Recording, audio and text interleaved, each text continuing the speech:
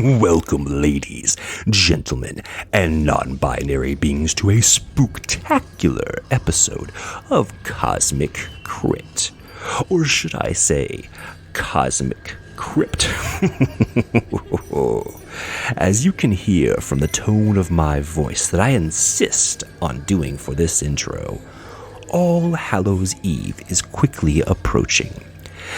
Now is the time of year I get messages from my friends on which film or films they should view in order to get themselves into the holiday mood. If you're a member of the Cosmic Crit Discord or caught my stream with my wonderful cohort Tyler last year, you know that I am a rabid devotee of the horror genre. Since there is no new business on the Cosmic Crit front this week, I thought it fun to share a short list of little terrors to delight and fright you this week. There are some old tricks and new treats. Firstly, we have 1978's Halloween. This slashic set the standard and paved the way for the slasher boom of the 80s. But director John Carpenter's command of atmosphere and iconic score still make this a sinister seasonal must-watch. Number 2, Ready or Not. This incredibly clever horror comedy starring up-and-coming scream queen Samara Weaving as one of the most fun movies I saw last year about a new bride who must survive the night by playing a deadly twist on the children's game hide and seek. It's moody, it's sharp, and while exceptionally fun, retains excellent tension when it needs to.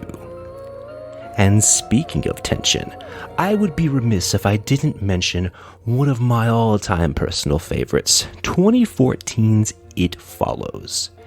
David Robert Mitchell strikingly directs this feature about a girl being stalked by a persistent, seemingly unkillable thing.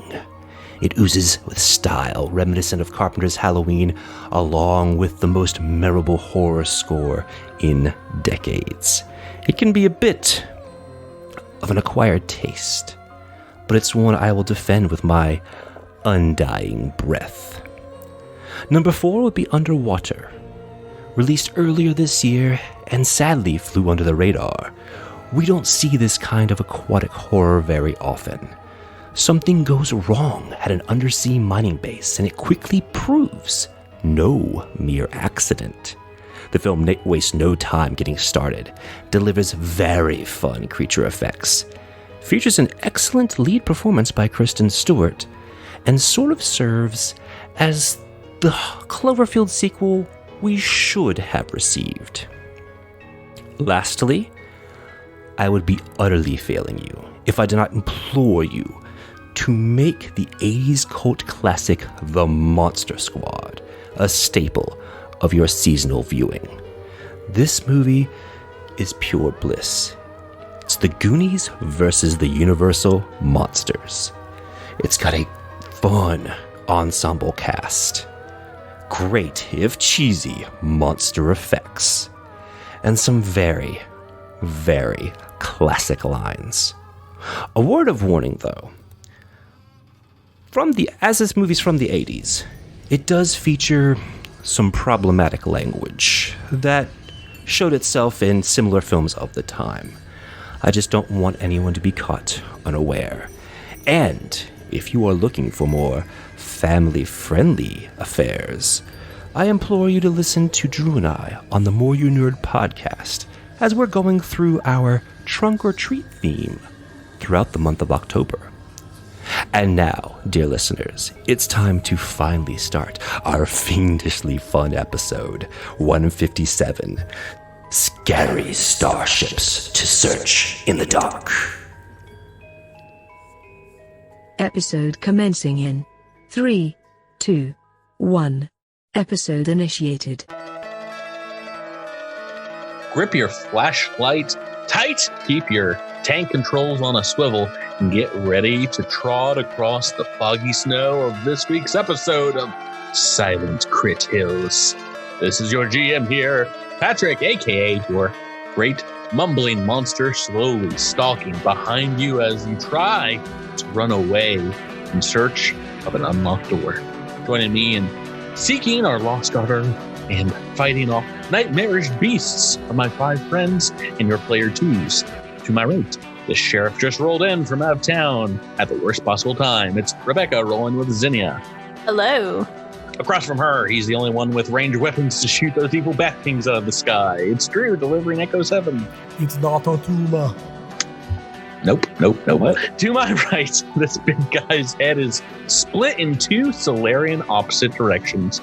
It's Tyler dredging up to Basho.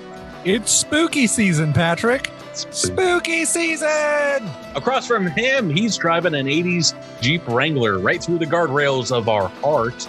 It's Jabert playing us Trest. Hey, everybody. And across the digital table, he's sending the gray children back to school with a quick plasma blast to their dome. It's Miles mixing it up with Sprouts. Good evening. I don't know why I got real high there at the end. It is indeed spooky season, everyone. Welcome back to this is our Halloween week episode. The end of this week. It's time for social distance candy handing outing. And it's also time for Drew explains his joke because I'm getting a lot of weird looks on the cameras. I understand. I understood the joke. Miles knows, but if you play the first Silent Hill, and the rest of us just don't care. Yeah. So in the original Silent Hill, you go to a school, but the Konami developers who developed Silent Hill, they used the school from the movie Kindergarten Cop for all of their reference photos. Mm-hmm. So even down to bulletin boards you can see hanging in the background are the same layout of bulletin boards in the movie. I think the license plate on the bus out front matches too. It's pretty wild. There's some very interesting internet sleuthing to be done. Yes, about and that. Those pages are there. It's a fascinating read because again, they're just researching just American schools. So I get why they did what they did, and honestly, it makes it a little bit more fun. Mm-hmm.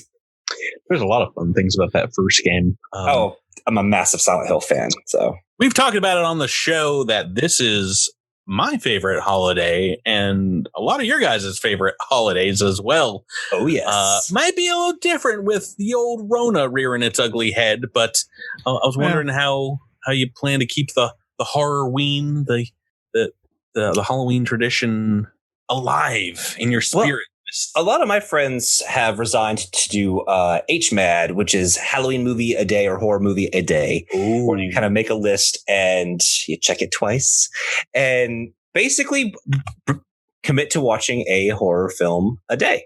Or at least something spooky related. And I've been doing a couple different things.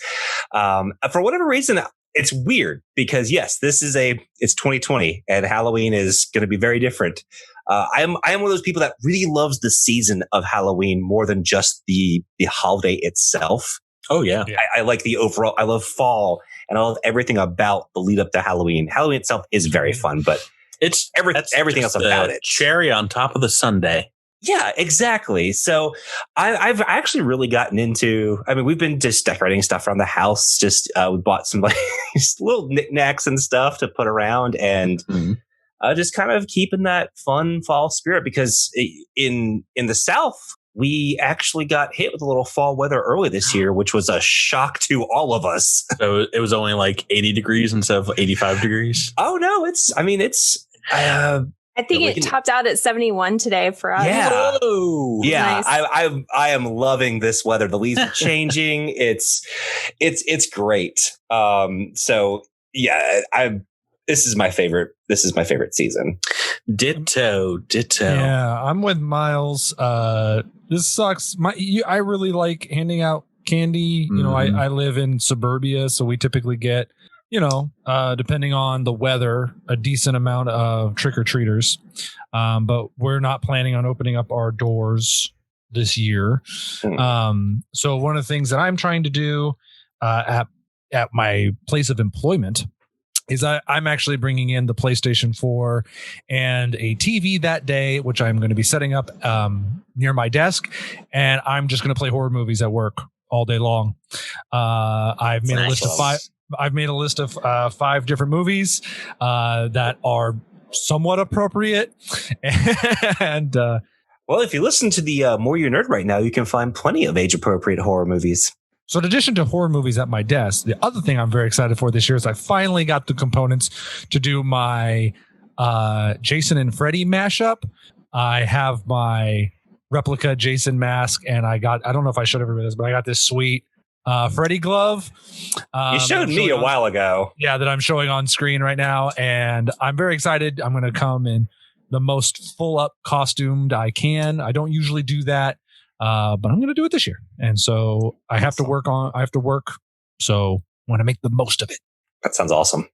We're still making our plans because we've got kids, and it's like, what are we going to do? So we're jury's still out on whether we're going to do trick or treating or figure out some other way to make it fun for them. They've already been asking me to decorate the house. So maybe we should get some decorations since we may not have a normal Halloween on Halloween. Yes, indeedy duty. I think we might put up some decorations this year and maybe decorate our door and then just blast full-size Snicker bars through the mail slot or something if someone rings. You're just going to put them in like a t-shirt cannon and just like launch them. Will be hilarious. Awesome. Dress up the door, the slot for mail, make it look like a monstrous mouth and be like, just put your hand in strangers' doors. That can't possibly go wrong. Grab candy. Right. So yeah, Halloween is upon us, and we have a great episode to get back to, a spooky episode with a mystery afoot. There's only one person who can solve it. That's the crack detective, Sprouts Marlowe, who will remind us what happened last time on Cosmic Crit. Look, nothing against Clade Company, but I'm glad to be showing our backsides to that old group. It was just as nice to root ourselves back in Ultradius for a brief respite. Just a pit stop, though. Got ourselves a new set of wings after the absolute beating we put on the last one.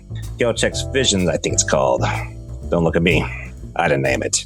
We followed the coordinates from the research we obtained from Gelchek and came up with Bupkis. Nothing was there. However, we did come across this peculiar nebula-like thing. It takes someone with more beans in their pod than I got to explain it. Let's just say it was weird. It would take too long to go around, so we opted to go through and proceed to engage in the oddest starship combat we've ever had. The elements itself. Asteroids, weird readings, you name it. We came out the other end for our newest case. A starship with no life signs. The Eternal Melody. Indeed, where we last left off, a ghost ship. So I'm a little traumatized by this because this reminds me of a Halloween special we did some odd years back. Yes. So you were tasked in finding a dead ship. I was going to interrupt to ask if we were doing a Halloween special this year, but I guess you came up with this. This is the special. It's just good timing, everyone. Oh, so this isn't the AP. This is not a Patrick original. Oh no, this is in the Adventure Path. Okay. When we last left off, Zinnia and Echo 7, you were looking upon the damage to the Sheeran ship, the Eternal Melody.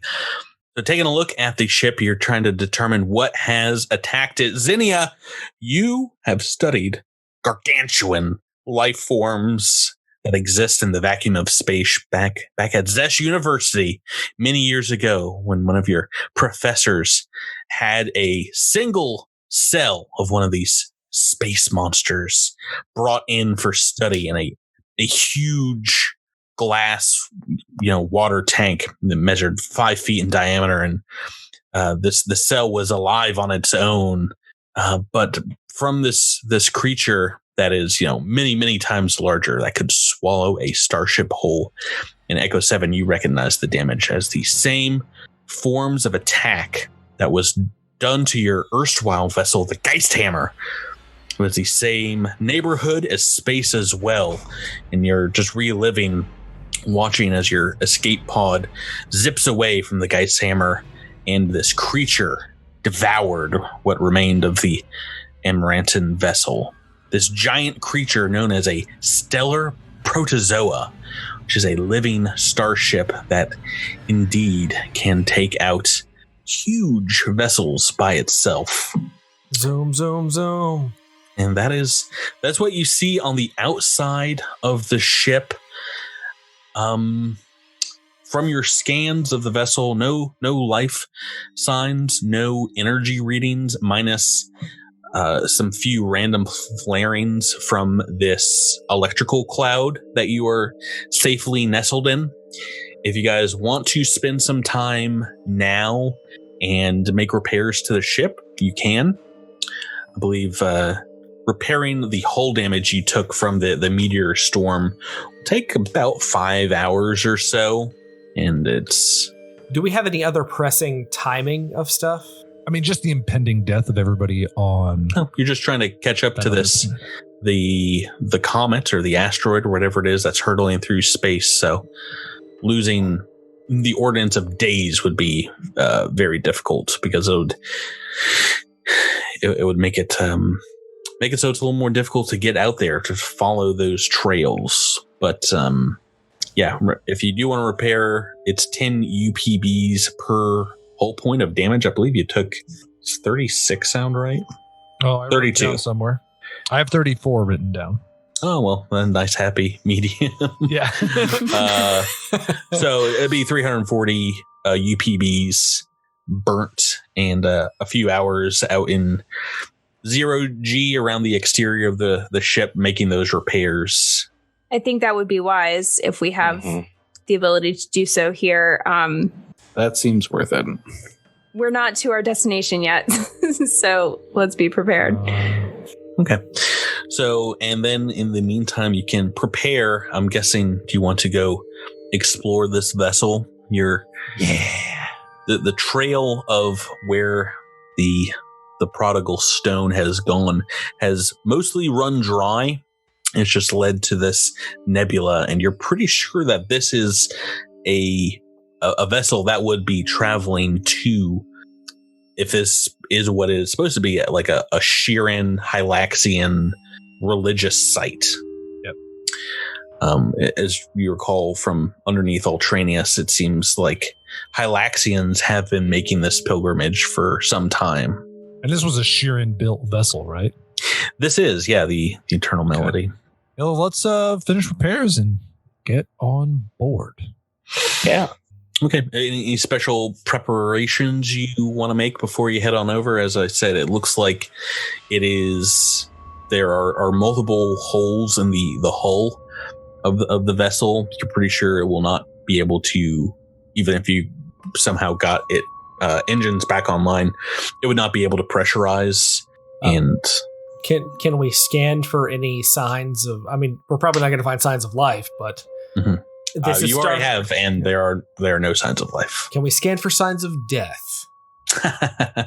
If you knew what kind of like energy signatures you were looking for, yes, ostensibly. But there's the only thing that you're able to pick up, like I said, are these brief electrical impulses that seem to be kind of lightning rodding the ship.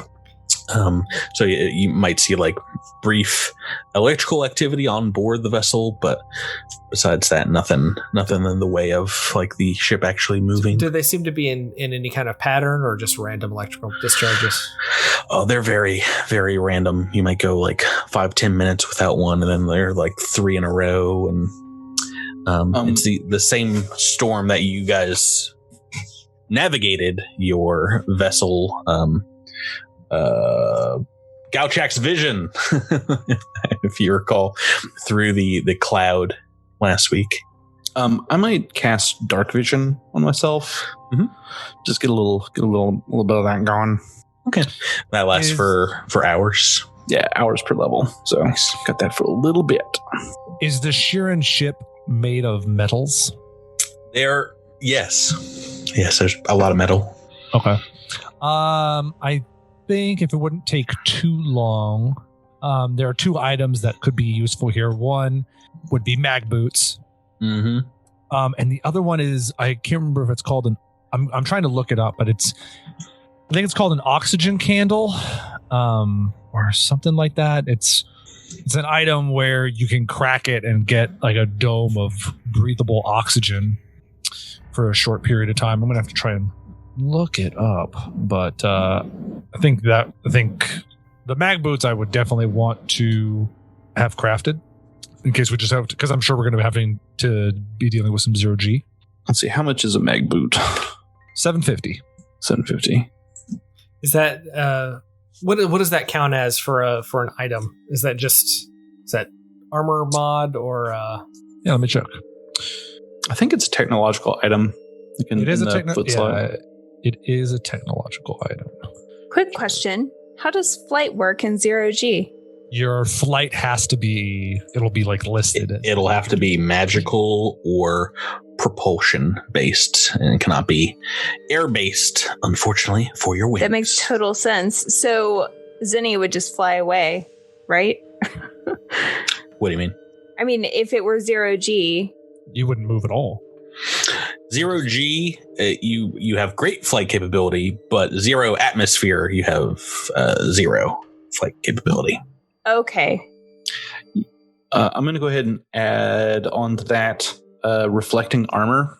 It's going to pop that on. Anything's lying. I'm just going to be holding on to someone for dear life.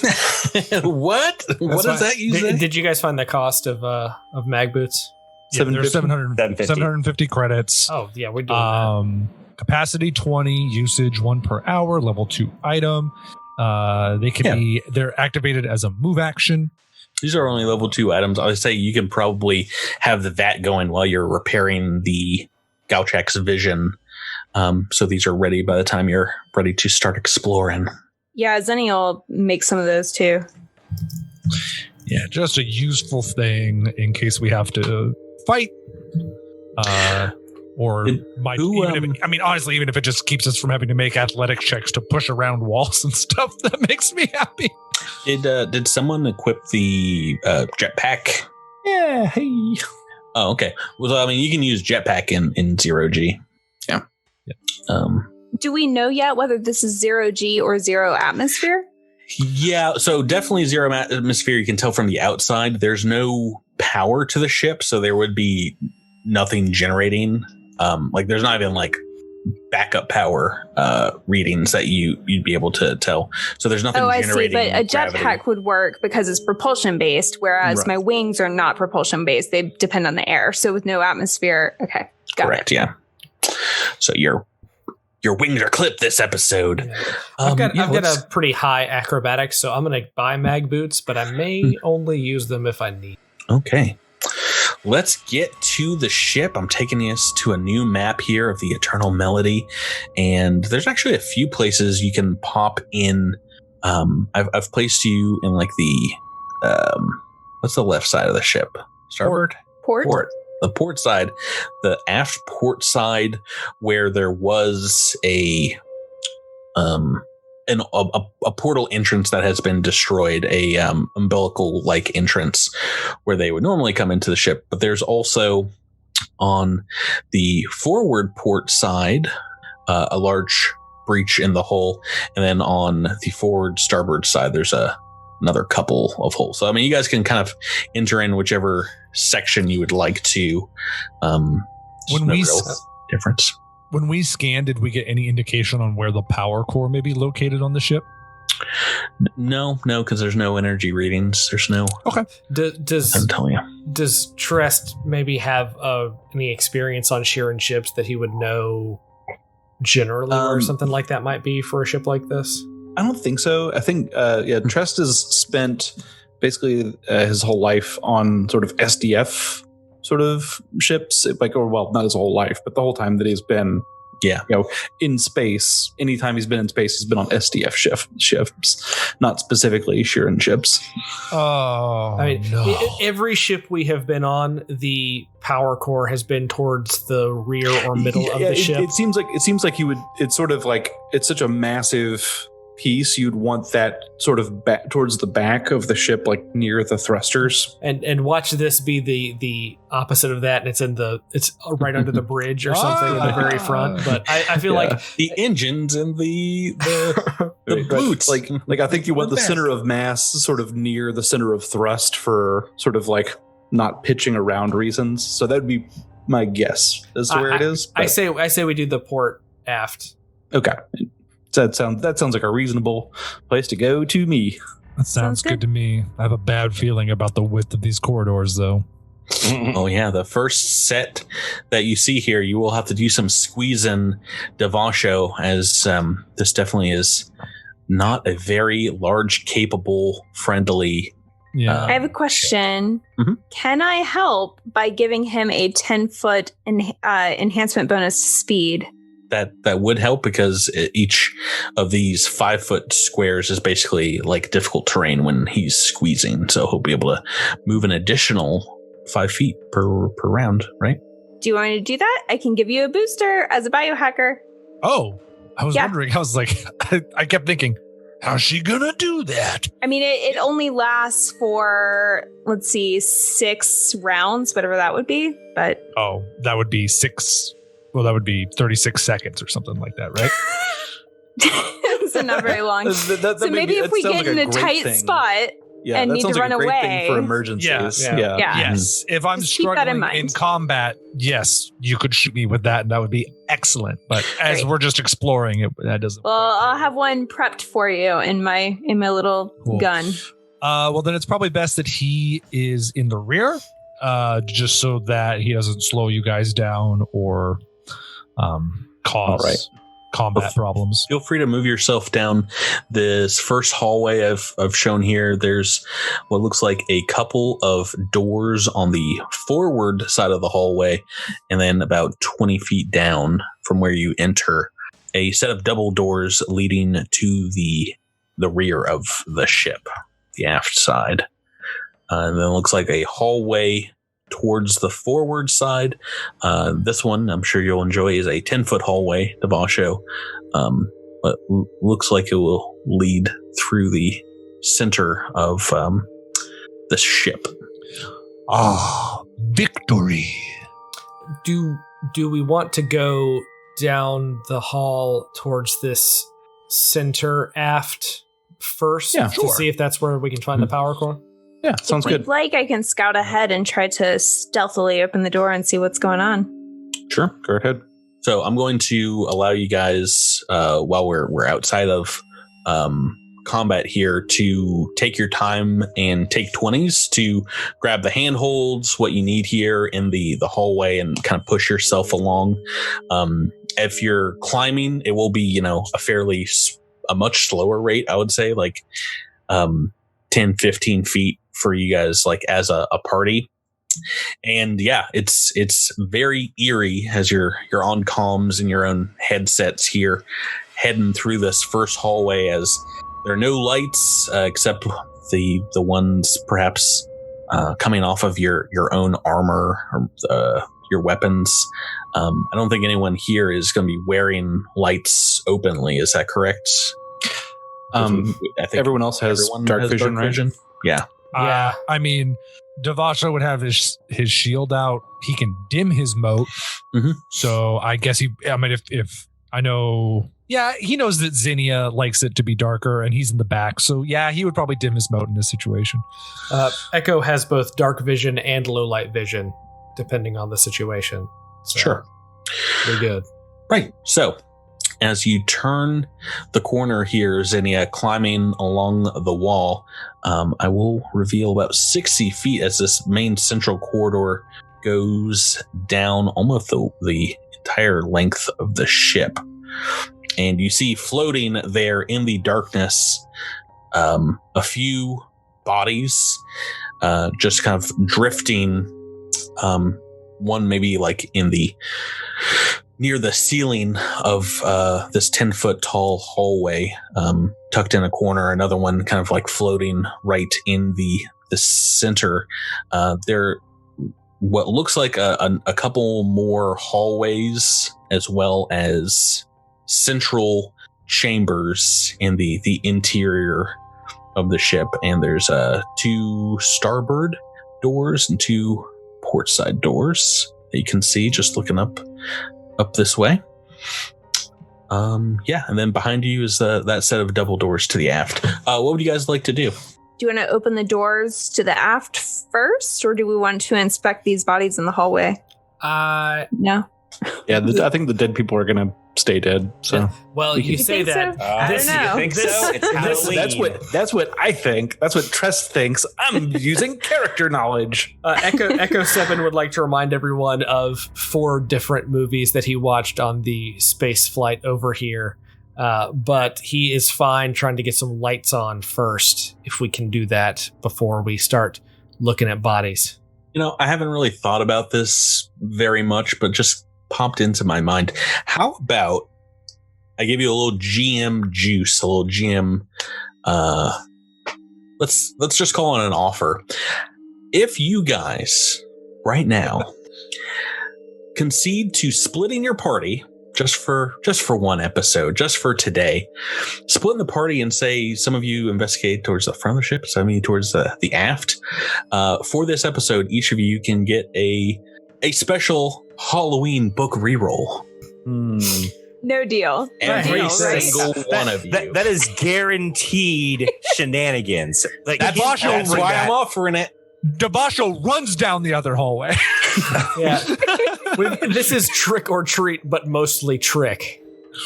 Come on, it's Halloween. It's Halloween, Drew. Well, I will say Xenia would probably, if I'm thinking of what the character would do, seeing dead bodies would probably want to go and inspect them. So she could be the leader of the party going to the front of the ship. Character. Dabasho's 1/8 already dead. This could be a cousin of his for all he knows.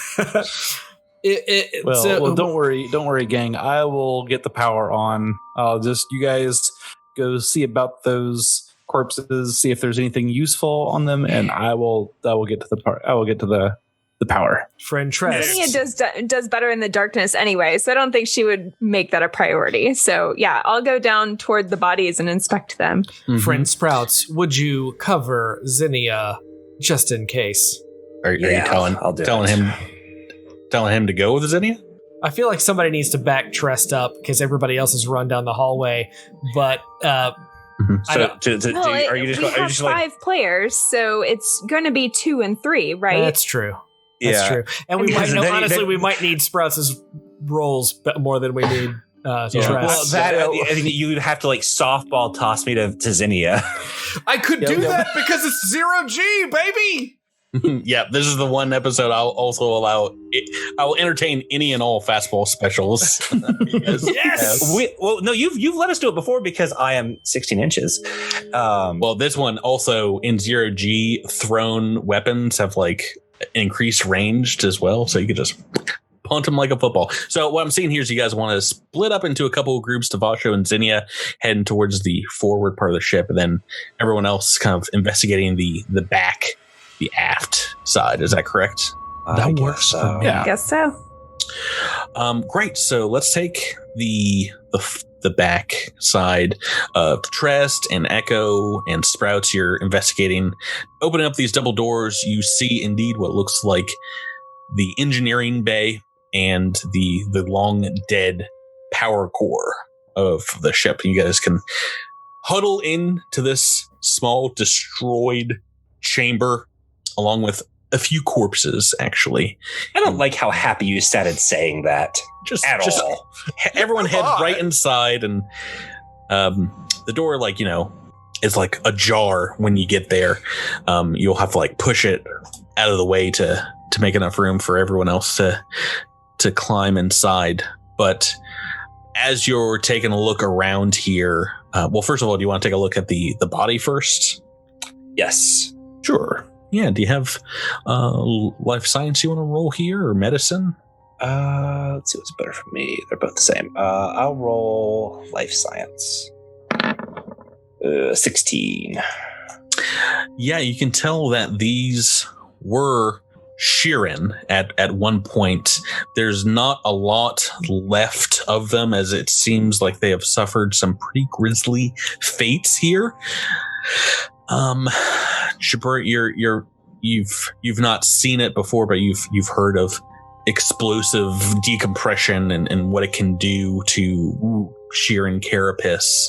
You think this might be an example? Basically, just like their faces are turned inside out. It is a grisly scene here. Beyond that, though, I can tell you guys, looking at the engine, not only is it destroyed, like there's enough damage here that it would be impossible to get back online. It looks like most of the computers and electronics in this room as well have suffered a great deal of damage. So little difficult here. Let's head on to B team, investigating the bodies out in the hallway. Zinnia, why don't you give me a medicine check? Maybe I could tell you a little bit more about them. All right. Are you just assuming Devasha doesn't have a good medicine check? Yes. That's a good assumption. It's You'd be 100% only a correct. 21. That's a 3 on the dice for a 21. So you can pretty much confirm that this indeed was explosive decompression. Taking a look over one of these other bodies, though, it does seem like the spacesuit was destroyed like after they died, and there's like tears and rips and things that have made it completely inoperable. So was this done when the ship was destroyed? You're not entirely sure. There's another body towards the end of the hallway that, now that you get about halfway there, you can see. And I'm sorry, there's also some in these small hallways off to the port side and starboard side that I'll start revealing to you. Do they all appear to have suffered roughly the same fate, or is any of them, I don't know, extraordinary in some way? You would have to get up close to examine them, but most all of them seem like indeed they've if you get up to this one in the northern side, it seems the exact same. Yeah. So if you investigate it, you can tell that it was more than likely explosive decompression as well. So the wounds that are post death, is that, am I hearing that right? There was injuries to the body that come post death. Yeah, perhaps some of the armor was ripped and torn on one of these here. While you guys are now good and separated, can't even see each other through the darkness, the dimness of the ship, maybe just your lights on the other end. Doesn't everyone give me a perception check? Not my favorite. Oh, good. And the turn order appears on the Roll20 screen. Don't pay any attention. That means, I'm sure, nothing. Jack. No, I would have rather taken that for the inevitable initiative, but The 28 from Sprouts. Sprouts so spry. Okay. We got a 28 from Sprouts, a 27 from Zinnia, a 29 from 29. It'd be a 29 if it's dim or dark. It is from Zinnia. completely dark. Yep, so 29. Right, so bonus in there. So I can say, indeed, we are going to roll into initiative turn order now, as I think Trest, there's just some psychic rumblings up your Sheeran spine. Any physical rumblings, like vibrations, Like bowels? Nothing like that that. you can differentiate perhaps from some explosive decompression. What did you think was going on? Your friends up the hallway here. It might be difficult to suss out. But Sprouts and Zinnia, Sprouts and Zinnia also rolled well on the perception. This was a DC 26, so you just like catch out of the corner of your eye maybe a little bit of movement, a quick shadow darting along one of these hallways here, and indeed, I think what you're seeing is some of these bodies beginning to muster and move about Bump. Remember when Echo 7 was describing those 4 different movies that he watched on Space Netflix on the way over here? Oh gosh. Mhm. Yeah. He just wants to make sure that that he rubs that in. No one argued against you. I don't know what you're rubbing in. We are in initiative turn order, and we are going to do a surprise round. First in the surprise round is Sprouts Marlowe as this body in engineering just kind of comes to life right next to you. Brah. Kind of stands up, almost floating equidistant between the ceiling and the floor here, and you get a good look at it. Let me show you what you see here. Okay, and it is the artwork. Whoop. Oh, A thriller. Is a undead Sheeran of some sort that seems to have some business, have some words he wants to share with you. Okay, what words? Well, it is vacuum, so you're not going to be able to hear them, but they are more than likely. I take off my helmet so I can hear them speak. Yeah, don't Sheeran have some sort of telepathic communication? Yeah, don't they have 30 feet of telepathy? They Not do. dead ones. Well, We not don't that we know that. know. I'm You pretty an expert in undead Sheeran, Tyler? I am 1/8 dead on my mother's side, so yes. He's a 1/8 dead nothing. Trox, and he thinks he knows everything about undead Sheeran. I have one great grandparent who's dead. Yeah, Tress comes from a long line of dead Sheeran. So first All my off, family's dead. It's great. let's actually start here with Zinnia. You notice this body in front of you moving as well. Can I get let's see, everyone except Devasho to make me a reflex save? Once again, perfectly positioned. Yeah, you're about 10 feet away from this one. So this is DC 15. Oh, come on. Now What'd we you- do what'd you have get? we do A have 14. we do have have a special Halloween the special reroll. Yeah, I'm going to use it on the first reflex save. Yeah, this is That's not a smart move.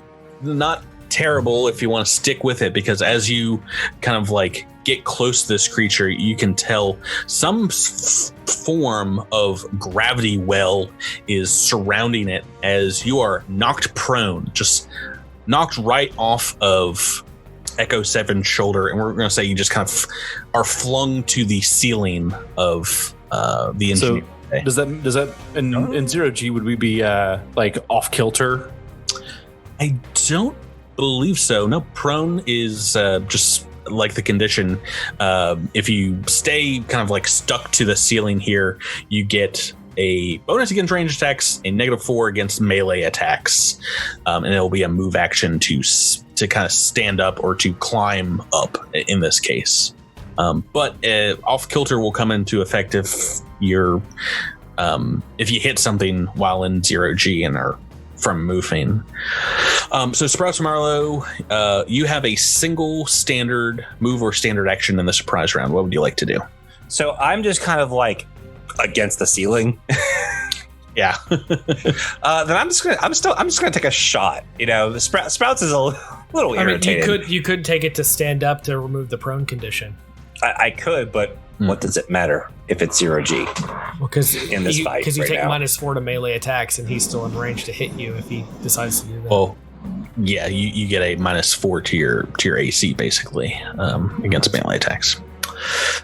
Is he super tall? Because if I'm on the ceiling, He would have just enough range because, like I said, he's kind of like floating between the floor and the ceiling. this is bull. Mm-hmm. So I can either stand up or shoot, right? Mm-hmm.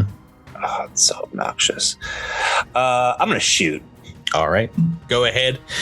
Give me that blast, and it's going to make an attack of opportunity. Not if I target it.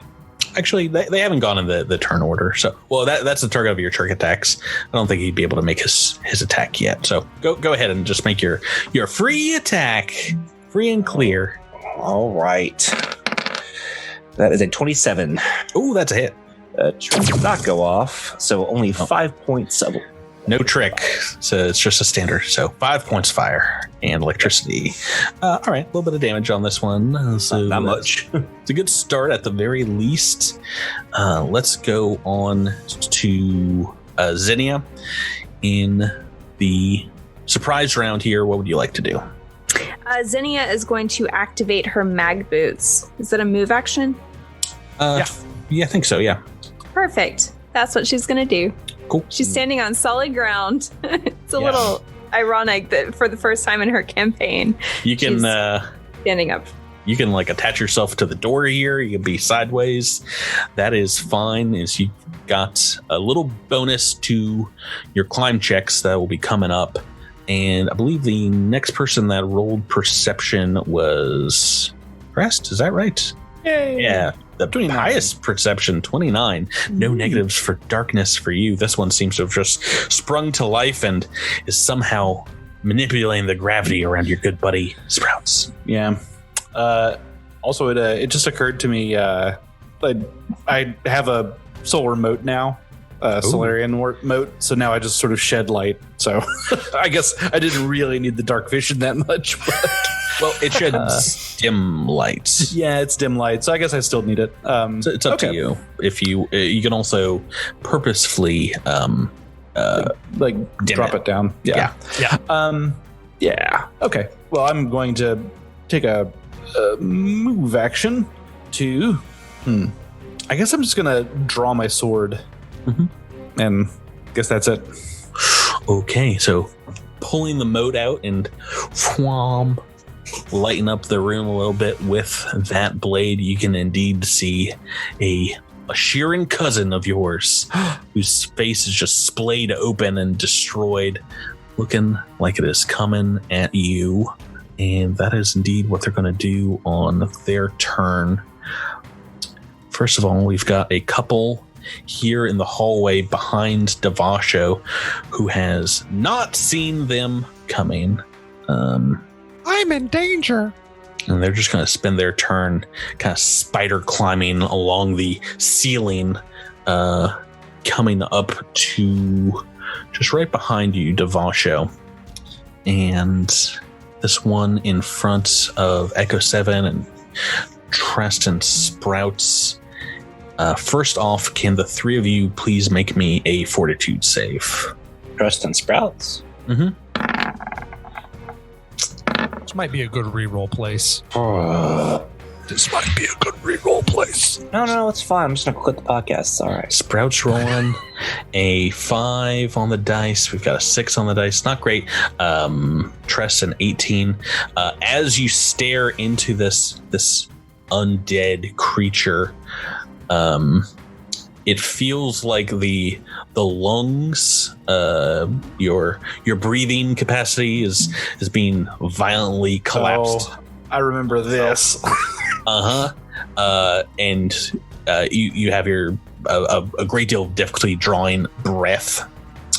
Oh no! Oh no! I was about to say, anyone that can see and breathe that begins its turn within 15 feet of this guy is taking some damage. Drew, does Imranta not need to breathe? Echo 7 does not breathe! Oh, what a lame class. All right, but might make you a little more effective against these guys. As max damage going to Trest and Sprouts. 7 points of bludgeoning damage. Oh, no. Sorry, Trest, you have succeeded, so no damage. Oh, thank goodness. 7 points just to poor old Sprouts. No. Yes, take it. Write it down. Mark it down. And let's do the same over here. Devasho, make me 2 of these rolls. Sure. Actually, I think you have to be able to see this thing.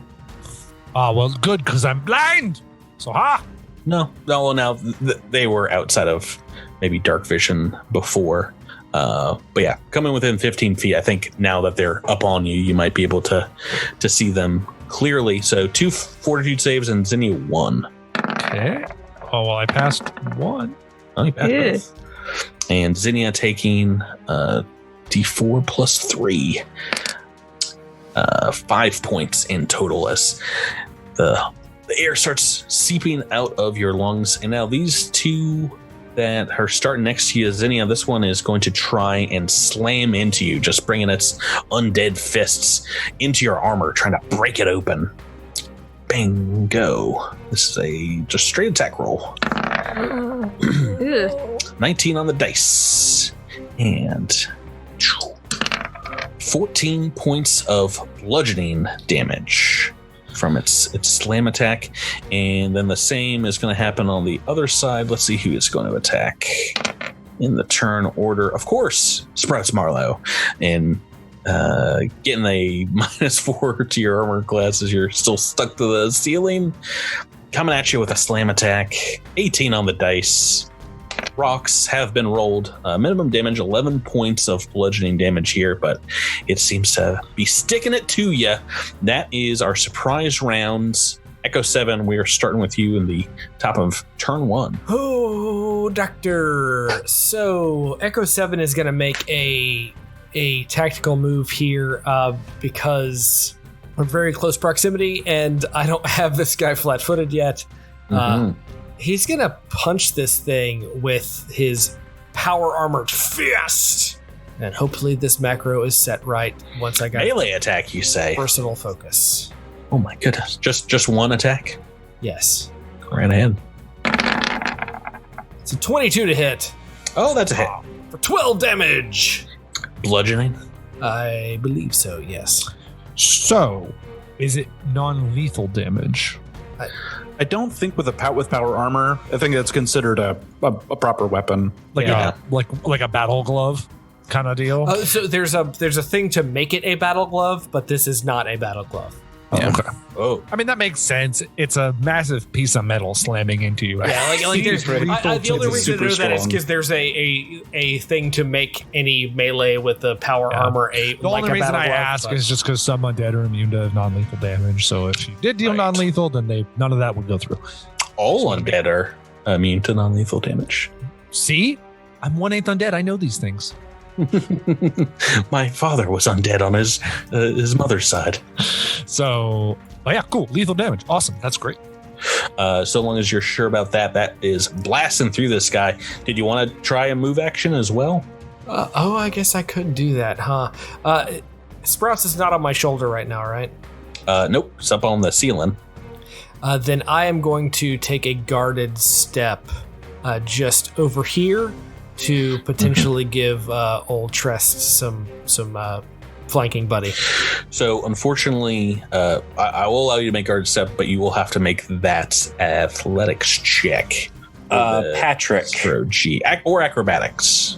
Yeah. This is not going to affect the fact that I took damage, but something to be aware of is because of my uncanny agility, you do not get any bonuses against me if I'm prone. Oh my! Even prone. Jeez Louise. Okay, well, just leave yourself. I'm sorry. I that's why I was checking something, but I know that it would not have affected that attack because that you rolled too high. But thank goodness I rolled an 18. All right, good to know. Can Sprouts be prone on my shoulder every attack, every round? Just laying down there like whatever. Seriously, that would be fantastic. Make me that athletics or acrobatics. I'm going to do acrobatics. All right. Now, do your mag boots give you a bonus to that as well? I do not have mag boots turned on right now. But I have a plus 18 to acrobatics, so hopefully this is pretty good. Don't roll. I guess if you roll a 1, you can still mess this up, but it is a DC 20, so you're able to move right around the side of this creature, and that'll be your turn, bringing us to Sprouts Marlowe, second in the turn order. All right, so obviously I'm going to use my move action to right myself. Ooh, okay. And so I can't take a guarded step, can I? Or a guarded, like, if I'm on the ceiling, can I just kind of guardedly pop over to Tress' shoulder? I mean, honestly, since you are climbing, if you didn't want to right yourself and just kind of take a guarded step to make a climb check, I would allow that. Okay. I do have climbing. I just don't know what my Is that acrobatics? Acrobatics or athletics here, yeah, for climbing, finding some handholds, pushing off from the ceiling. Oof, that's a 18. No, A natural 1. You have a plus 17. Yikes. All right, unfortunately, that's going to do it. That is a fail on this. You're not able to catch yourself. But you have a standard action left if you want to try again or do something else. Yeah, I definitely. I guess I need to make myself on. Oh, do I? Yeah, I don't have any bonuses against me when I attack, correct? Any negatives? No. Yeah. So if you don't get any bonuses against me when I'm prone, I guess it doesn't really matter. But I feel I still need to be able to move around. I'm gonna try to. Yeah, I'm gonna try to do it again. I'm trying to move again. It's 31. Oh, okay. There you go. better. Success. So you want to pop onto Trust? I guess Trust. Yeah. Okay. Clambering up onto my old shoulders. Let's go down to Zinnia next. All right. I've been grappling with where I want to move. I do want to get away from this thing. Before I do that, can I identify it? Yeah. Go ahead. And this is indeed an undead creature. I think identifying this guy is going to be life science. Does that sound right? That sounds like, I think it's mysticism, right?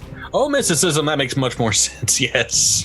For undead. So as a she's biohacker, Yeah. I can use life science for living creatures or physical science for unliving. But would this be unliving if it's undead? Oh, or yes. is undead equal to unliving? Yeah. Undead is unliving, yeah. Yep. So physical science is not good for me. So I guess My I'll Achilles go with- heel. I mean, physical science. Well, I'm not trained in physical science. Mm-hmm. Oh, yeah. Mysticism. If you want to roll mysticism, go right ahead. We know you got some ranks because you stole a magical stone off of Suskel. Yeah. Super cool stuff. That's the worst. All right, so that's an 8 to identify it. You got no clue. It's an undead weirdo creature. All right. She ran. She's going to all right, so let me ask, if I went around this corner right here, would I have a clear shot to the undead guy? Yeah, you can park yourself around the corner and kind of poke out. Just like right there.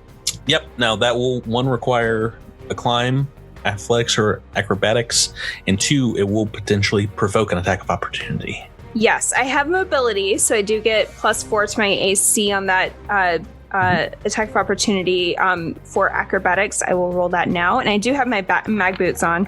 33. So, yep, you're able to climb over there. I think that would be just the end of your movement because it's about 10 feet away. What's your move speed? Because climb is a quarter of. It is. So with the mag boots on, she doesn't have to make a skill check to move, as long as she's on metal. The mag boots are specifically designed so that you don't have to. Yeah, so you could walk around in 0G, right? Yeah. Right, so it gives you a +5 circumstance bonus to athletics checks to climb metal surfaces, and then in 0G, you can just move your regular land speed. Yep. In areas of 0 gravity, while wearing a pair of mag boots, you can move your land speed across metal surfaces without having to attempt skill checks, so long as you are adjacent to an appropriate surface. So yeah, you can climb along the wall here and kind of orient yourself so it looks like you are looking down on the hallway. Okay. If that makes sense. But yeah, I will make my attack of opportunity as you go. Oh no. Just straight rocks this Halloween episode. 19 on the dice. So definite hit for 13 points of bludgeoning damage. But go ahead and make your attack. Or do whatever you'd like. Ow, that hurts. All right, so I am going to take an attack with my Thunderstrike Sonic Pistol with a trick too. This one that had just hit you? Yeah, the one that was right in front of me a minute ago. So that's a CR2 or lower on the trick. Probably not going to work. Oh, actually, it's CR4 or lower. Not going to do it, unfortunately. And the attack is a 21. That is a hit, though. So you've blasted them for 4 sonic. Yes, 4 sonic damage. Oh boy. That is your turn. This one seems mildly perturbed with you. Trest, back to you. You've got your magical sword in hand. Oh boy. Yeah, I'm just going to jetpack over into a flanking position with old good friend Echo 7. Okay. And as I move, I'm going to go and try to chop at this thing's legs. Solar chop. 22 with flanking. Hit. Nice. For 22 points of damage. Ooh, this guy is bloodied from Bad, buddy. Magical slash through midsection. Can I also roll a mysticism to try to identify this thing? Please do. All right, let's see. Let's see if I know things. DC 22. 22. Okay, you know one of these things. Well, one thing about these things, these are nihili. Right. They are undead creatures formed from people who die, especially in the airless void of space, returning back after depressurization or being frozen out in the vacuum and being very confused as to why they're still walking the lands of the living. Guys, what would you like to know? Anything in particular we should learn about these guys? Resistances? Yeah, that's a great idea. Any energy or any resistances, I'll say. No resistances. You guys have already figured out they are undead, so you know of undead immunities. But I'll give you either its EAC or KAC. Which would you like? Or one of the saves, something else. How about its EAC? EAC of 17. Oh, 17. Right. They're not super difficult to hit. They're just a lot of them. Okay. All right, that is your turn, bringing us to Devasho. Devasho, now there's like 3 of them, all within 15 feet of you. You're going to be making some fortitude saves for me, sir. Why am I the only one who had to make fortitude saves? Well, it's about 15 feet of you, so if this continues on, you'll have to make a bunch. No, I'm saying on their turn. So don't roll them now. Oh, sorry. Okay, I'm okay. You are surrounded by sense. 3 of them. Sorry, you said you're going to have to make some fortitude saves. I took that as a call to action. Oh, you will. We'll keep that roll for later. No, I was hoping you'd ignore it. That's fine. Okay, so yeah, 3 of these things around Devasho. 2 of them within range, within 10 feet. Yep. I'm going to align my shield against the one towards behind me, or behind Devasho, and I'm going to try and punch the one that Zinnia shot at. All right. If that makes any sense. Solar attunement. Attack. Roll go. Attack roll good. 24 to hit. I'm assuming. Yeah, you're smashing this one. How much damage? 21 points of smash your face in damage. Okay. All right. That is your turn. This one that you just smashed is going to move, kind of crawling from the ceiling, maybe over to the area right in front of Zinnia. These other 2 are going to move up on you, Devasho. Attack of opportunity on that one guy? Yeah, this one's moving more than 10 feet, so through a threatened square. Go right ahead. That's when this is when 20s come up. Oh, you're so dangerous with your AOO. Oh, a 19 on the dice, 32 to hit. That's a hit, though. That's going to be because of my opportunistic fusion. It's actually going to be 21 points of damage. Excellent. All right, doing enough to this one as well. And that's all the movements for these guys. Let's do this in order from the forward part of the ship to the aft. This one is going to try Zinnia to attack you, just with a single slam attack. Oh no! Oh no! That was a Natural. 2. has not rolled below a 15 in this combat. Oh, this no. man is off the chain. Yo, we shouldn't have split the party. Nope.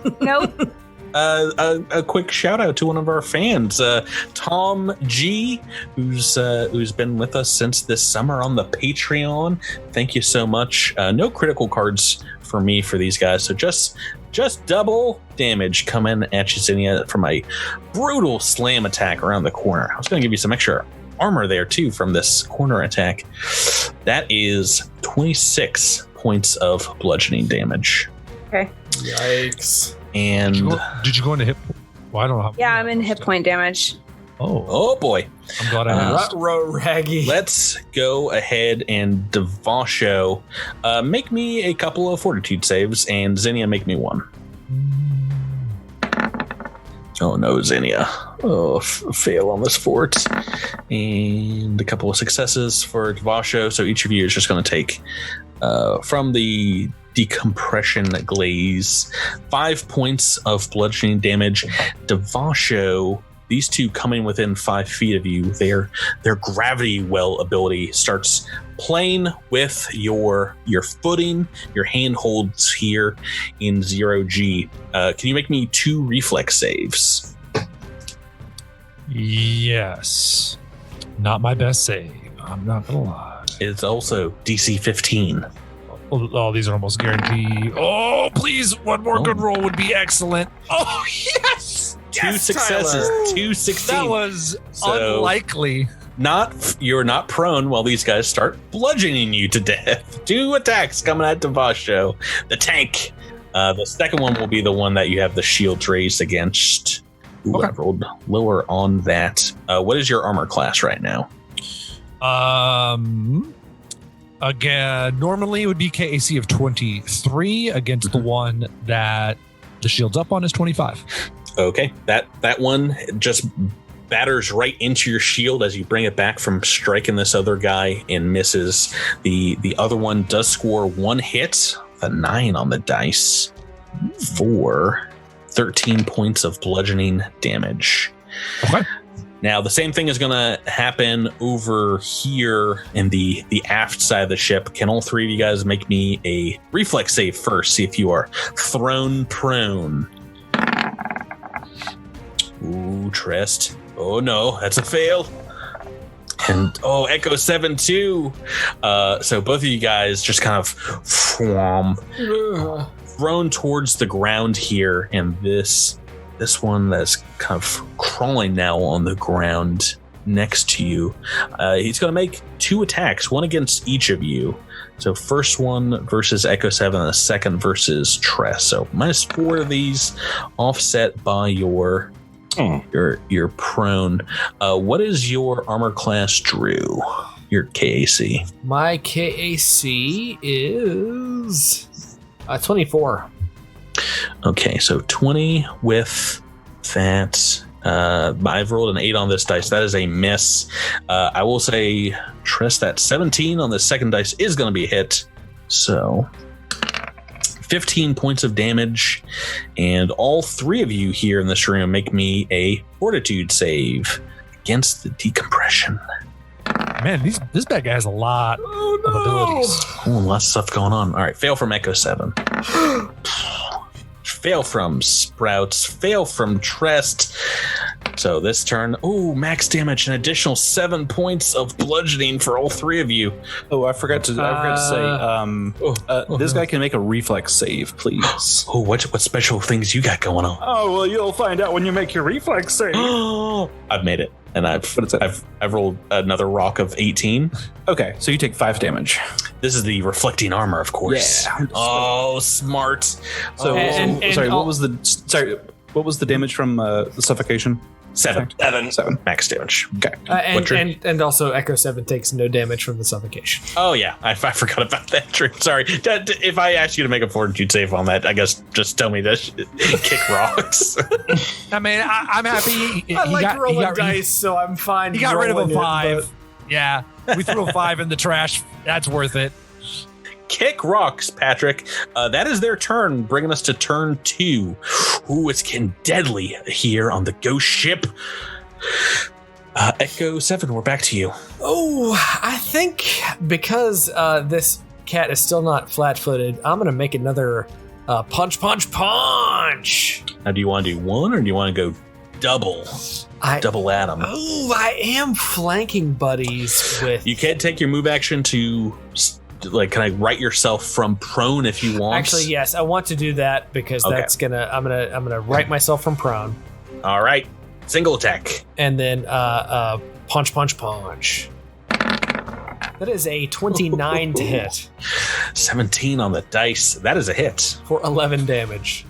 Okay. Oh, it's so close. This one's creeping up there. You are nearly tearing off an arm as your buddies Sprouts and Tress are on the other side, slashing and shooting them up.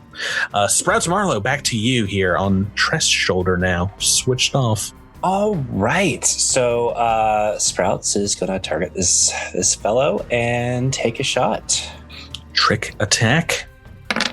And CR 7 or lower. Oh, that is a tricked undead creature. It's a 19 to hit. So the 20 hit to hit.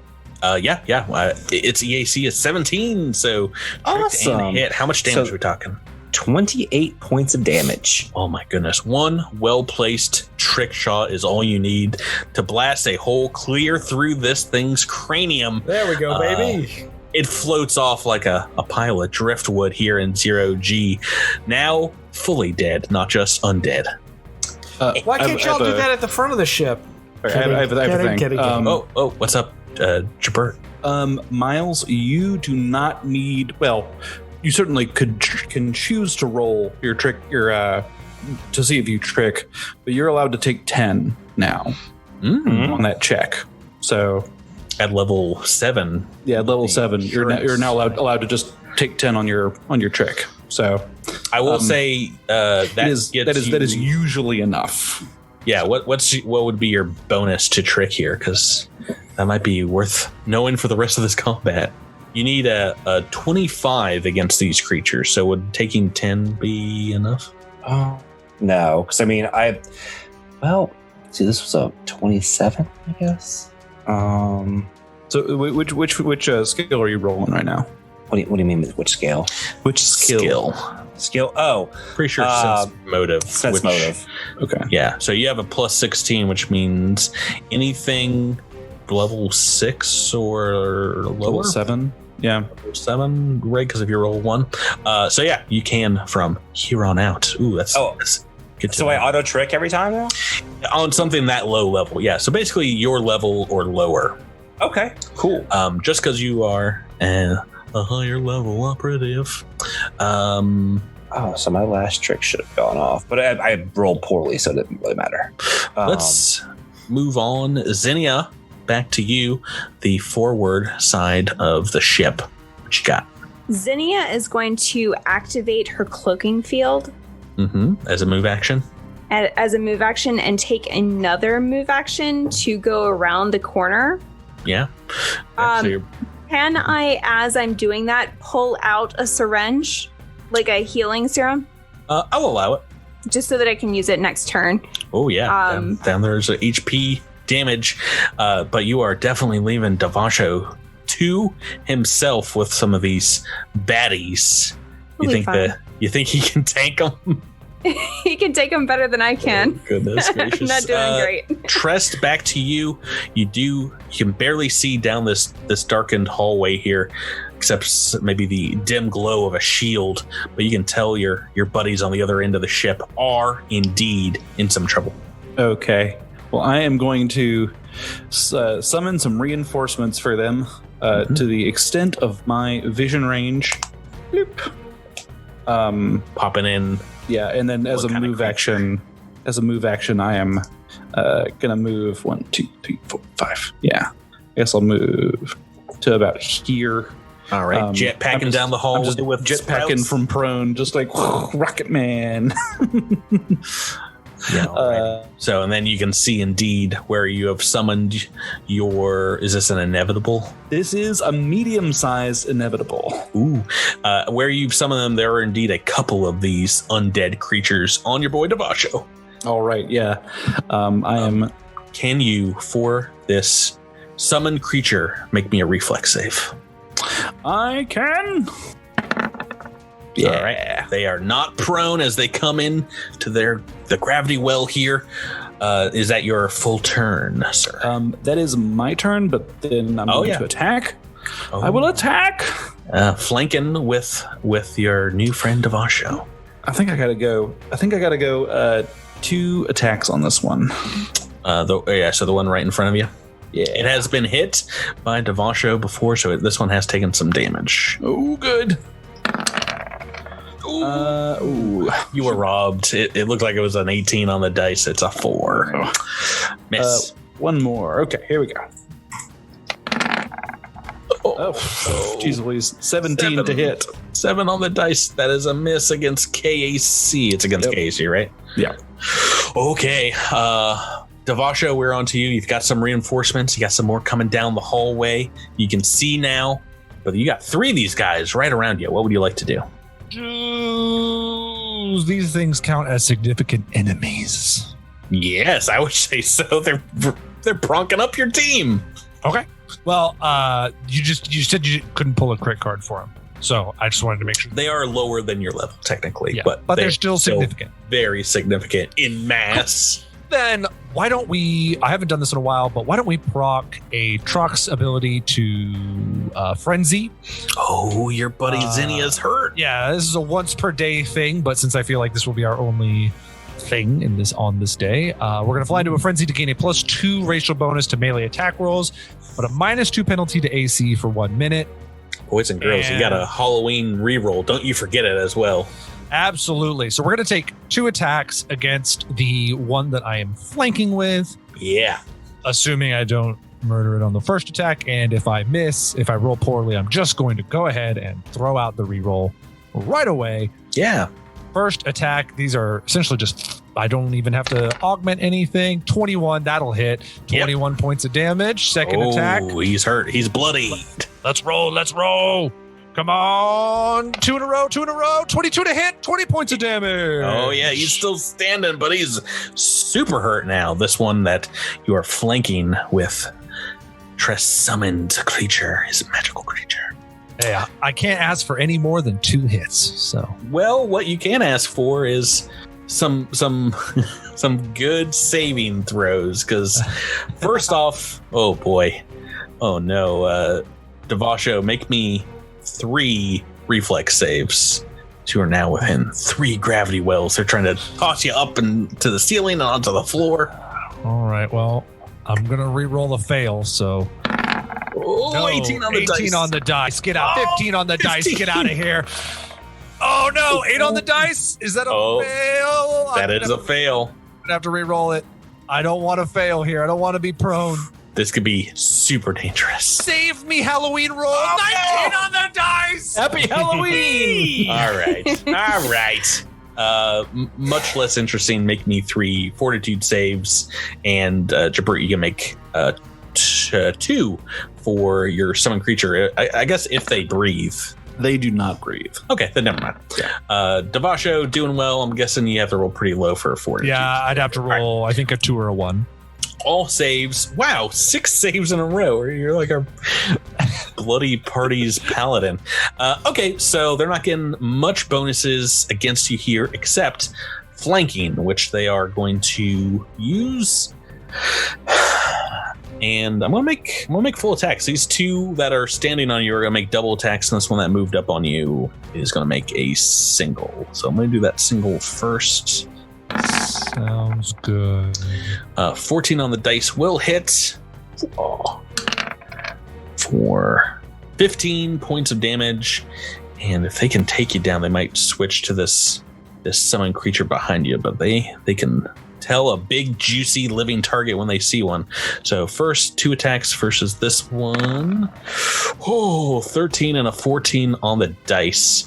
I think that is just a hit for both of them. So much damage.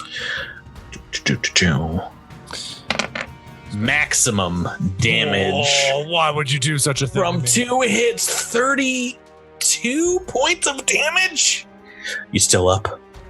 Yeah, you're not even through my stamina. Don't. Oh my goodness, I hate you so much, Tyler. 2 more attacks. I thought it was being. Oh, no. Terrible roll and a Why did I great roll. say that, Snarky? Why did you gloat so much? Natural 20 on one of these, and the other is a fail. You got a Michael, toot kaboom and a natural 20 in the same roll. Michael P. from our Patreon also joined up this summer for our Dead Men Roll No Crits extravaganza. Thank you for supporting us and listening. Here comes another double damage roll. Can I get a cosmic crit, please? Another max damage? No. Only 26 points of damage on this one. And that is their full turn, believe it or not. We've just got 3 of them surrounding Devasho at the Mo. Echo 7, we are back to you. All right, Echo 7 is going to kick off the wall to get to just through this door right here. All right, So you're not going to try to get the power back on? it's too massively It's like destroyed. absolutely destroyed. Also, I don't have the capability to do that because my ranks are too low. It's Okay. I don't have the skills or the technical know-how to do it's that. slightly above a Dross trying to plug a USB cord in. I imagine Trest and Echo's plan was just to try to plug it back in or try turning it off and on again, and to kick it get on. funds it or something. A simple no would have sufficed. So you can kick off, but stopping yourself will require an acrobatics check to grab a handhold. Oh, no. An acrobatics check. Do you want to stop yourself in the doorway where you've placed your character? Yes, because I should be able to shoot about everything in this hallway that I need to shoot right now. Mm-hmm. Okay, so go ahead and make me that acro check. Basically, don't roll a 1. Hey, you've rolled a 2. I rolled a 2 and I survived. Just grab with a free hand that, and yeah, you can see just at the end of the hallway here a couple of these same undead that attacked you in the engineering bay going on your boy Devasho. All right, this one in particular that is dead ahead in Echo 7's vision. Wants to. All right, so there's no impeding things on this one. At the end of the hallway, this one looks full strength. We're going to take a shot with the hail cannon. Ooh, all right. What? And it's a 3 on the dice for a 16 to KAC. Halloween reroll. Should I do it? I'm getting a nod from Tyler. We're going to redo it. 3 on the dice. I would highly recommend. It's a 19 to hit. That's all you needed. Believe it or not, 19's a hit. Yes. However, I went from max damage to not max damage. 14 damage. Only 3-point difference, though. First points on the board for that one. And yeah, it's a number higher than 0. The green numbers are not always accurate on Roll20 because it's one max die and not the other. Yeah, no one cares, Drew. Sprouts Marlowe, on to you. All right, so Sprouts is going to attack the very same undead Sheeran, because there is no... Yeah, there's that, but also I got a robot that looks like a Vex in the way, so... Mm-hmm. All right, so the target that does not have anyone in front of him, go right ahead. All right, so trick will, I guess, automatically go off. There we go. Oh, yeah. Oh, my. So that gives it a 17, which is exactly what I needed, correct? Oh, no. Yeah, so only because you can make him flat-footed will that be a hit. Yeah, for 35 points damage. 35. It's immediately bloody. Wild. So much damage. Immediately bloodied. Zinnia, we are back to you. Before we got here, Sprouts was playing Magdal McCree, so he was just... You're healing up in the hallway? Yeah, that was my plan. Mm-hmm. But if I do that, I'm not going to be able to do anything else. Although I'm also not sure what I could do because there's not really anywhere for me to go. Shoot Devasho with a stem. That gives him 10 foot of extra movement. So seriously, I thought about anything. Could I stab myself, load my injector pistol, and shoot something at Devasho? in one round?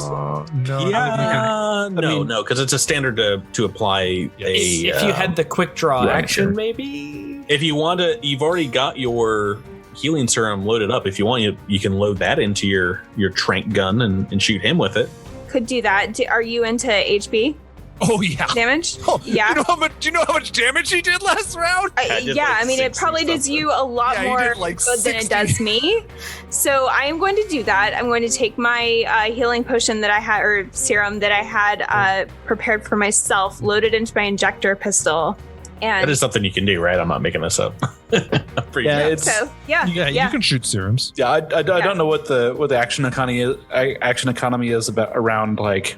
Well, she's using a move action to reload it. She's using a move action to reload it, and then a standard to shoot it. Yeah, and you I've already taken it out in my hand. I'm going to put it into my pistol. Well, I guess I have to take my pistol out. Yeah, go ahead. And do you want to roll it? Do you want Devasho to roll it? Well, I have to hit, right? Nope. You can attune your teammates to your kit basically at level 1. Have you just been attuning your kit to all your samples that you're collecting and not telling us about it? I'm pretty sure, that was one of the changes they made from the playtest, that you just automatically hit your allies with the good stuff. Oh, okay, I think in the biohacker rules it says if you have one of Devasho's eyes, you automatically hit him with the special juice. So give me the special juice! All right, awesome. So that'll be 3d8. Ooh. You can roll it. Go ahead and roll it. Okay. I need to save my precious rolls for damage. Sweet. 13 back. Excellent. Much appreciated. All right, Trest, we are back to you. All right. I am charging at this open slot here. Oh, yeah. Oh, good call. Can you charge? With my jetpack, I can. Oh, that's right, dude. That jetpack already coming in handy. Right into combat. So you're charging at the one on the opposite side of your summoned creature here. Go ahead and make that attack roll for Trest first. Okay. I want this to happen. So this is -2 for charging, but then +2 for flanking. So good. Awesome. And this guy is flat-footed. Oh yeah, good point. For a 30 to hit. Oh, that's it. All right, 24 points of damage. Oh. Be anticlimactic, but I gotta get a calculator out. My brain has stopped working this Halloween special. Well, Patrick is calculating. Jabert, I'm super impressed by the damage that Trest is doing with the solar sword. Yeah, it's pretty good. I did not think it would be that good, but it is really a great option. 23 hit points left, so it is destroyed by solar wind blowing in from the opposite side of the ship. All right. That turns on over because you got your summoned creature here. All right, come on. 2 attacks. Come on, inevitable. We gotta do 2. We gotta do 2. I don't think you'd have to, but I'll allow you to re-roll an inevitable roll if you want with your holiday. Go ahead and make that first. Ooh. I'm gonna re-roll that one. Real garbage. 3 on the dice. Well, what if you don't have to? Why don't you roll the second attack? Oh, that's a good point. Roll 20 here. Come on, inevitable. Oh, I'm re-rolling that one. 4 on the dice. Go ahead and re-roll it. I swear. That was terrible. Oh, no! Natural shoot! Oh, this summoned creature is good for standing there and providing flanking. That's mostly what it's there for. So, and he will do that to Devasho right now. Ooh, it's your turn, sir. This one on the other side of the summoned creature is very weak. All right, let's do 2 punches. One to the one that is very weak, and then one on the other side as well. Go right ahead. I'm going to spread the love. I'm so confident that I'm going to take that one out. He'll steal Tyler. Calling my shot right now. Call me old. Yo, please tell me 22 is enough. Please. Oh, much more than enough. 10 hit points left. You've destroyed this one. Oh, yeah, baby. There he is. One. Devasho pivots around on his heel, and he's going to uppercut this other one straight in its Candy Crush jaw. What? That was a joke between Dwayne The Rock Johnson and the app Candy Crush. Oh, please don't do that ever We again. want to use a wordy dird in our Halloween episode. I thought it was funny, Tyler. Thank you, Miles. I was like, I know Miles is going to like this. Yeah. All right, what's the 24 second? to hit. Okay, that's a hit. Minimum damage, 19 points. Okay, it's still up, but this one is currently bloodied. I'll take it. Only one creature left. Devasho, make me a reflex save. Oh, no. Please. I'm out of rerolls. Please drop to the ground. I'm out of wind juice. Oh, yes! No! Fail. Oh no! You get trapped in its gravity well, and obviously it's going to make you pay by double a 10. Oh, Patrick, you just wanted 20. No! Natural one. But still a hit. Still a hit. One's a hit, one's a natural one. Minimum damage, 11 points. This one is about all I can ask for. Shine from the fight. Make me a quick fortitude save, and then we're moving on to turn. All right, as long as I don't roll a 1 here, I should be good to go. Good to 7. go. Yep. Alrighty. Echo 7, back to you. Your targets are gone. You're going to have to move down this hallway a little bit more, it looks like, if you want to get back in this fight. Yeah, so Echo is going to move his 30 feet, which I believe is here. Mm-hmm. So if you're kicking off in 0G, you're just floating down the hallway now. Yes. Yep. Accurate. Yeah. Do I need to make a check for that, or am I good? If you want to try and stop yourself, you can. Otherwise, next turn you'll just continue floating. But I think I'm good. If I continue floating, I'll be fine. We're going to try. I hate that I have to shoot through so much in order to... Yeah. If it helps, Devasho's lying down on the ground. You got an entire hallway of folks giving them this creature some cover, but I don't know. Maybe you can Deadeye Dick this one. Let's see. We're going to try with the hail cannon, baby. I believe. Oh no! I believe in Oh, no. reroll. Have I used my Halloween reroll You yet? used Oh them. no, can I gift him a reroll? Well, I thought Patrick's rule was that you couldn't reroll a 1. Yeah. Well, that's typically with rerolls, but you've already used yours, right? Yeah, think he's I already did. used his, and we can't reroll the 1. Critical fail, Tech. Let's get to it, everybody. Do you want the official one or our good? You know I don't want ours. Give me the official one. Alrighty. And now, would you like a energy fail or a kinetic fail? Right, because you do bludgeoning. No, you do piercing and cold. Yeah. Give me the kinetic fail. This is called Hangnail. You get a -1 to your attack rolls until a successful medicine check to treat deadly wounds restores your hit points, or you receive magical healing. And oh no, there's an extreme piercing on the card as well, called Run Through. You take your weapon damage, so you're taking that Oh no! 17 points of damage. That's Oh no, stupid. that's even worse. You have a hangnail, and the hangnail goes all the way you through shot your yourself. hand. You've shot yourself. The through only the damage I hangnail. have taken this entire combat is from my own self. That'll do. Sprout Marlowe, we're on to you. You hear Calamity behind you in the hallway. What I love about this is that this is the gun that Javada made, so you can just blame Javada. I guess Sprouts is going to go for. Well, I can target and then keep my trick and hop on to Devasho. I mean, Devasho's on the ground. I don't know if you Even better. So that I have. Oh, if you're on the ground, then I have a clear sight no matter what. Correct. Make me. Well, no.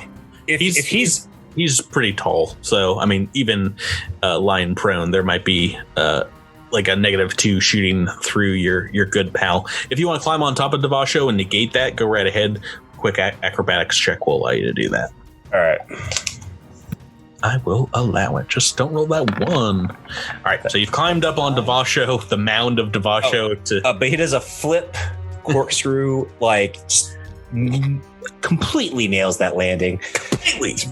It's very, very cool. And succeeding at a trick attack. Make me that trick. All right. Here we go. Oh no. Oh. That is a hit, but yeah, not the crazy amount of damage as last turn. How much you got here? 21 points of damage. Oh, still up. Still up. Zinnia, but it is flat-footed. Flat-footed. We are back to you, Zinnia. So as the farthest I can go is to the corner. Mm-hmm. Yeah. And I shoot around the corner. Yeah, I'll allow it. I mean, you can go just straight on top of Devasho if you want here and try and make a shot. Oh, just stand on top of him and take a shot from there. Yeah, I mean, you can, not stand on top of him, but it's 10 foot and he is prone currently, so. Okay. Yeah, I'll do that. That's fine. Alrighty. Trick attack against this last undead. CR 14 or low, 16 or lower on the trick attack. Oh, that is trick. And a 26 on the attack. Oh, that's a hit. How much damage? Awesome. So that's going to do, 30. I can't count. 35. 35? 25. 25. Okay, it had 7 hit points left, so it's dead. We're out of our Halloween combat. Whoa. That was good. Whoa. Congratulations, everyone. Thank you. Hooray, we didn't get spooked this year. No spooks, no tricks, just treats. As you can continue searching through the crew quarters, the empty and dead crew quarters of the Eternal Melodies, and find a large number of UPBs. There's a couple of Mark II serums of healing. You find a carbon staff, a tactical knife amongst the items here. As well as a Mark II Ring of Resistance. The only chamber here is the one closest to the bridge on the port side is locked. And I want to Zinnia, make me an engineering check. This is the one right in front of this dead body. Clear him out the way. Does she need an assist with that? A 31? No, it is DC 30, so don't even need a reroll. Actually, 35 to disable the lock, I think. Good point. This is the captain's quarters, and indeed, taking a look through here, you can find a cred stick with about 3,000 credits on it, an advanced Iridashell set of armor, sized to a Sheeran, hanging in the closet, and there's a data pad floating a few inches above the captain's desk, which will speed the play a little bit. So you can hook Amy up to, and your little living computer will start pulling the secrets out of it, where you find the ship's manifest, indeed belaying the fact that this was a religious pilgrimage of this vessel. Nearly all Sheerans traveling from the Pact Worlds in search of the Forever Reliquary. It does mention that this was traveling with 2 other ships, one named the Endless Harmony, the other the Unending Song. And they only set out a few months ago from the date here. And while this doesn't contain data on the Prodigal Stone, you are pretty sure that would be stored in the ship's main computer. You guys want to head towards the bridge? Can you clarify a timeline thing for me? Mm-hmm. Well, so I thought this ship seemed much older, but you're saying that it left. Excuse me. You're saying it left just a few months ago? It's a very old ship, so maybe 70 or 80 years old, but it's only been out here drifting for probably 3 or 4 months. Yeah. Okay. Thank you for the clarification. Yeah, not a new ship is, I guess, what I was trying to convey, but now it is a destroyed ship. Head to the bridge. Yes. Yeah. Opening up, you see a few more undead here. These ones not offering up any resistance, but from the captain's quarters, maybe some photos still floating around. You can tell one of these bodies is indeed the captain of the Eternal Melody. And yeah, on board there is some hardware that has not been destroyed, what looks like server computers. It doesn't seem like any way that you'll be able to jury rig will get these back in order, but you can try and take these out, these data modules, and bring them back to your ship, Galchek's Vision, to disable and crack down to try and figure out where they were headed. In order to do this successfully, this will be either computers or engineering checks to start pulling these destroyed data modules out. Now, this one, if you do want to aid, you can on either. I mentioned engineering will be a little bit better. I can aid on engineering. That's fine. I can also aid on computers. Do you not have engineering? I do. My computer's better. Okay. Well, I think we're rolling engineering here. So. Oh, sorry. Yeah. So let's see. Well, you auto aid Miles for Sprout. So why don't you just roll me 2 more, Drew? Because you have a chance for failure here. But you're not going to. You're not going to. 24, another 8, a 15, 8. All right. So you've got +4 to these. Zinnia is a D. To pull these out, it's a DC 28. What's your bonus? 18. So +22. I think we're talking about not rolling a 1, 2, 3, 4, or 5.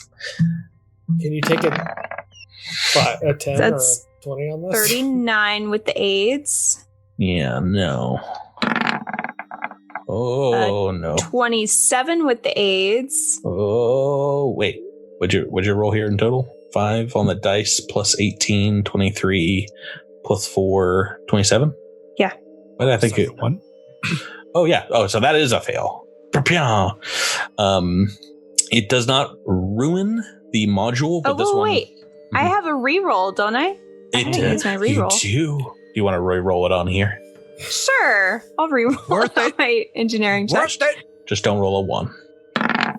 Hey, there you go. It's better. Succeed. 32 on that. And give me one more roll just for Last one. good measure. Yeah. Awesome. 3 successes. 33. Yeah, so there's some sparking, some exposed wires that does make this a little bit dangerous. But as you pull these data modules off, you're pretty sure you've gotten just about everything from the computer core's main terminal that would have like its flight data. And you guys can take some time looking through the ship's logs back on your vessel. And healing up some wounds if you have, looking through the Eternal Melody's astrogation logs and their data. It does seem indeed like they were hot on indeed what it looks like a comet's trail when they were beset by a massive space creature. And as you are looking over this information a few hours later, the your ship's computer sparks to life, saying, "Warning, warning, approaching vessel outside stellar nebula, to be continued." Uh-oh. Not there good. Is something out there in the dark solar waters floating around. We're going to find out what it is next week. Yeah, I'm sure you guys have some guesses. Better be some space Girl Scouts. I'm sure you have some fun conjecture. We will determine what you get out of these logs and what happens next week on Cosmic Crit. Guys, thanks for making this a spooktacular to remember. Oh, Thank you, Patrick. Thank you, Patrick. Ooh, one of the most difficult combats in a bit, but you guys handled 4 Nihilis quite well. Everyone out there listening, thanks so much, and we'll see you next week. Happy Halloween. Everybody. Next time. Stay spooky.